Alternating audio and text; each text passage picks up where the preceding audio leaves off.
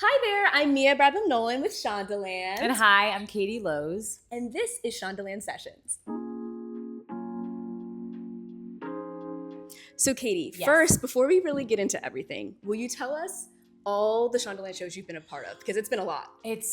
Guys, I just learned that the name of my role on Grey's Anatomy was Blood Donor, but I got to act with Sandra Oh, which is the greatest thing ever. Chef's kiss. I played a role named Kendra Walker in Private Practice. I played Quinn Perkins on Scandal. Lindsay Dwyer is her real name. Let's not forget that. And then I played Rachel DeLoach Williams in Inventing Anna. Okay, Katie, so as we can all tell, Yes. You've played a range of roles across all different types of shows. So what draws you to a role? I like to bounce around. I really do.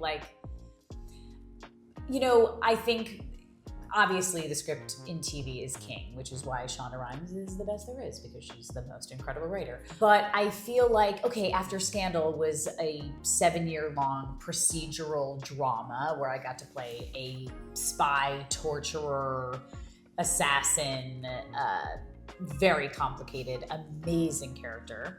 And then after that, Inventing Anna was sort of like more of a... Even though it was also a drama, I felt like there were a lot of comedic light moments, especially in the Rachel DeLoach Williams Anna Delvey relationship. And then I went and did a multi-cam sitcom, where I was doing a traditional 3-camera comedy starring a stand-up comedian who's brilliant named Pete Holmes. Then I got to do a musical on Broadway called Waitress. Yes. And now I'm on a Netflix show called Inventing Anna. No, I was already on that show. I'm on a Netflix drama called The Hunting Wives, which is like so campy and so fun and so dramatic. Like it's, Yellowstone meets Desperate Housewives meets Dallas. But when I hopefully look back in my old age, I hope I just got to play a lot of different things. That's what I like to do. I was just gonna say, I was up watching Hunting Wives last No. night. I only got through the first episode. It's wild ride. It's really good, and Oh it's my not what you'd gosh, expect. thank you. That's so I'm so really nice. excited. Rebecca to watch Cutter, the rest of it. showrunner for The Hunting Wives, is the biggest Shonda Rhimes fan. I mean, who isn't? But still, I think as a mother and a women showrunner, writing The Hunting Wives is also starring all women. It's like I just think she looks up to Shonda Rhimes and duh. Yeah, it's so good. Thank you. So you talked about what attracted you, to each of your roles, all the Yes. different roles. What attracted you to Jill in Hunting Wives? Okay, so I play Jilly Bean. First of all, I was so excited to have an accent. I never get to do one, and I love doing them. I love Southern, British, all the various New York accents. I'm terrible at Australian. I can kind of do a Boston. I'm good at a Midwestern. So I was really thrilled that it was East Texas, and they were taking that pretty seriously. There was an accent coach on set. I was really excited about that.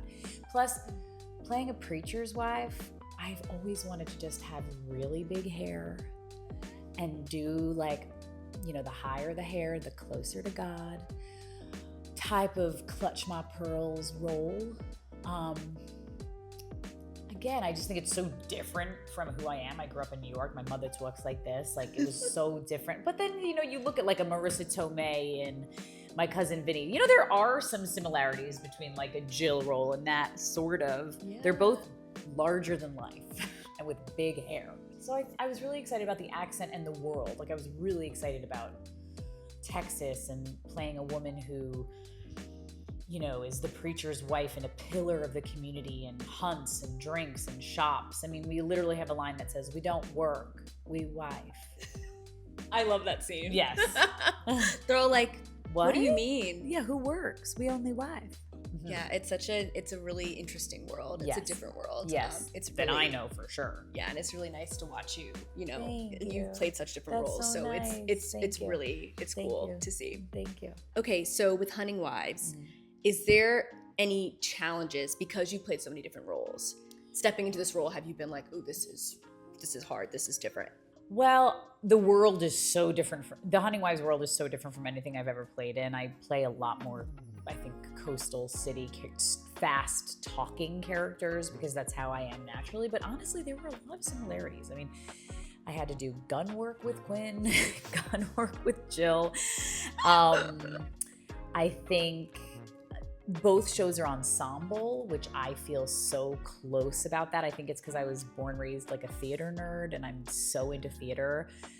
I'm a huge Broadway fan, but when you've done Broadway and you've like grown up in the theater, it's all about the ensemble, right? It's all about, and that's such a Shondaland vibe. Like she creates these shows where there are so many characters that fill out the world, but they all kind of understand that the world that you're all adding to is bigger than any one individual self. And The Hunting Wives is the same thing. I love that. Okay, so you mentioned stage. Yes. Broadway. Broadway. Big fans of Broadway. Maybe we should write one right now. I know. So Waitress, Yes. which is one of my favorite shows, Oh, personally. that's so I love nice. Waitress. But what do you miss when you're away from the stage? What do you miss about Broadway? And then what are you like, no, this is nice to be away from this? Okay, so I love theater. But Yes. theater is really hard. Here's my little story about theater. When we were doing Waitress and we were rehearsing, I was like, oh, can I get some water? And they were like, the vending machine's down the hall. When you do TV and you ask for water and you're the lead of a television show, they say, would you like room temp or cold, with a straw or without? So that's like a big wake-up call of like, theater is just where you get your street cred. You know, like no one's getting you water and there's an understudy right behind you if you can't hack it. So it's that sort of cutthroat vibe. And that's, I mean, TV schedule is a grind, but I do think Broadway is the hardest thing I've ever done.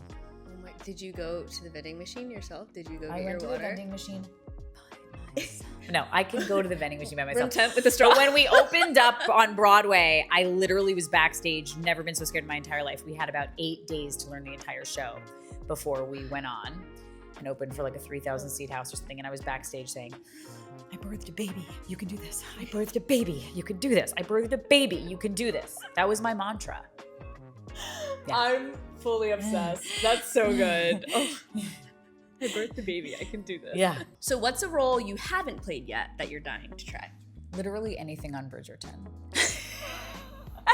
I'm just gonna say it. Like, I'm just gonna say it. I wanna be in this world. I wanna wear these things. I wanna talk to these people in a British accent. That was so terrible, but I promise you I could get it right if I had a little bit of coaching, which like I would pay for all on my own. Your go-to set snack and your go-to set drink. Okay, set drink is usually a green tea with honey because we're always like shooting late at night and I need more caffeine because I'm so tired. Carrie and I used to always have green tea with honey. It was so fun. And then my go-to snack used to be, especially on Scandal because I was pregnant, was hummus and pickles, which I swear you should try it. It's delicious. Do you dip the pickle Yes. in the hummus? Yeah. Plain hummus? Red pepper hummus? Plain hummus Okay. with a pickle spear Dream director. that I haven't worked with or have worked with. Ooh. How about both? Okay, dream director that I've worked with is definitely Tom Verica, Scott Foley, Kerry Washington, Tony Goldwyn. I'm biased. Dream director I haven't worked with. Oh my goodness. I mean, there's so many. There are so many. I wouldn't even know where to start. But probably like Greta Gerwig. That would rock. I was thinking about her the other day. Why? She's I don't know. unbelievable. I was like, where is she? And she must be working on something big. She's quiet. Big, I'm sure. Could you imagine if Greta and Shonda collabed? Did we just bird that idea here? That would be insane. Insane. Like, that's instant box office. Insane. Yes. Put Katie Lewis in Hits. it. Hello. Number one. I'm available. And let it be a musical with Bridgerton outfits. And get the green room ready with hummus and pickles. Okay, the last show that you binged and loved. The last show I binged and loved was definitely The Pit. It was so good. It was so good. And look, nobody does drama medical better than Grey's Anatomy. Yes, obviously, but The Pit was really good. Okay, what's a mystery that keeps you up at night in general? Just a general mystery? Yeah, anything. Like an unsolved mystery? Yeah, or just like, how does this work? Like, Well, today I was shooting Kelly and Mark. I was sitting in for Kelly Ripa on the Kelly and Mark live show. And I'm from Port Washington, Long Island. But they kept saying like, everyone always mistakes it for Port Jefferson, Long Island. And the big mystery is, I have been asked about Port Jefferson my entire life because I grew up in Port Washington. They're both on Long Island, but I don't know where Port Jefferson is, and I don't know why I don't like it so much. So my homework assignment of the biggest mystery of my life is, where is Port Jefferson, and what is it like there? Does this make any sense? Anyone from Port Jefferson, please stand up. I'm very honest. Most people would sit here and try to come up with something smart, but that was just the honest truth. We need to know. Now Yeah. I'm curious. Thank you so much for coming to Shondaland offices, for Shondaland Love it here. sessions. My We pleasure. Loved having you. We always love having you. I loved being You're the here. best. Thank you guys. Bye, Shondaland. Bye, and go watch her new show, Hunting Wives, on Netflix. Bye, y'all.